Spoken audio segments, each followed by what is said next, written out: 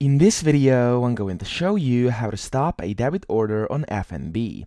So the first thing you want to do is go to their official website, which is fnb.co.za, and then from here you want to click on login up top right. So you want to basically put in your username and password and login, and then you will be directed to their online banking. Okay, now once you're inside your account, what you have to do is go over here at the top left and click on my bank accounts.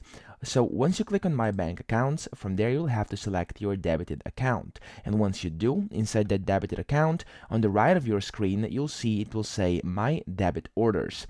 You want to simply click on that My Debit Orders, and all your debit orders will show like this over here. And then on the very right, you'll be able to see a button which says stop. Now after this, you will have to find the order you would like to stop, and then once you find it, you'll simply have to click on stop next to it, the very right.